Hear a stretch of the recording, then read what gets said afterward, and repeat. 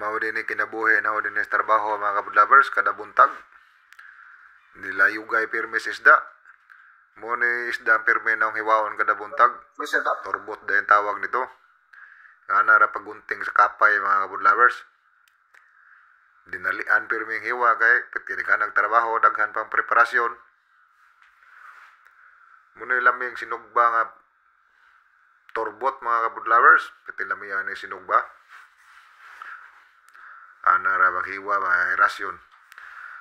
Pinaspasa yung hiwa lagi.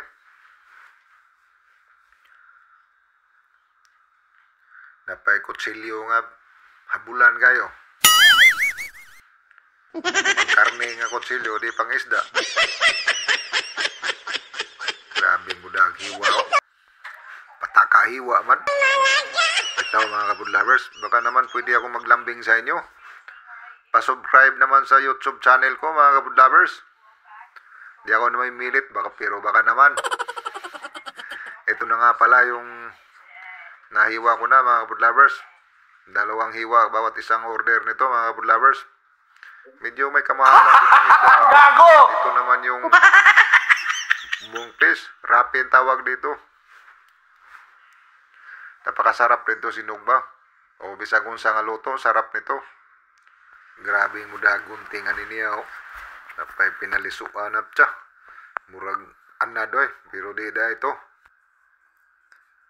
Panitandaan dito mga kabudlovers bago hiwaon.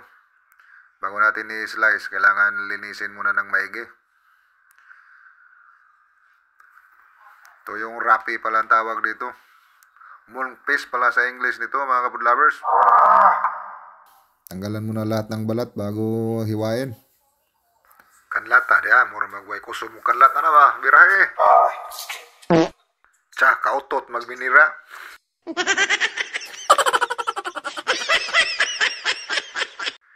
Kailangan palang linisin itong maigi mga kabudlovers. Ganyan lang oh, kailangan maalis yung itim-itim. At kailangan din tingnan mabuti.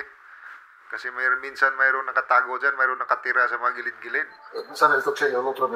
Pero ito yung napakasarap sa inihaw mga kabudlovers. So kahit anong luto, napakasarap ng rapi. Ganyan na paghiwa oh.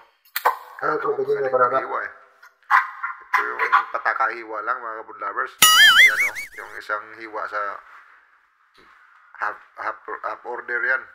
Kailangan bawat isang order 2 hiwa. Oh, peting kaya puning isda hapon. Kaya na maghiwa mga kabudlovers. 2 hiwa yung isang order niyan.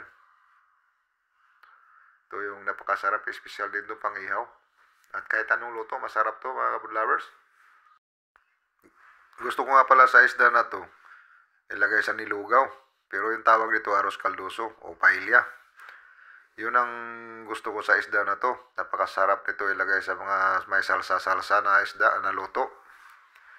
Yan o. Ayos na yan. Tapos na nahiwa. Ito yung isang order. 2 troso. Ay rasyo ay 2 hiwa.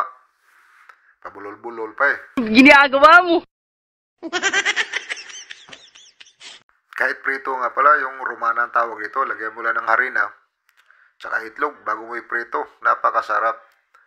Thank you for watching. Ugamping kanunay. Bye-bye.